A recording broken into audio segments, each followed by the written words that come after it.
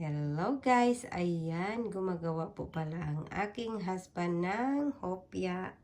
Ito na guys, na flat na niya ang dough. Ayan.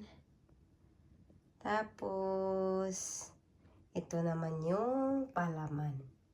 Ayan guys, mamaya konti ilagay na niya. Ayan. Ayan. Ayan guys. Niro-roll na ng aking asawa. Ganyan pala. Hindi ko alam paano gumawa ng hopya.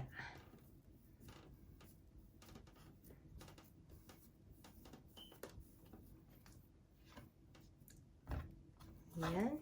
Oh, laki pala.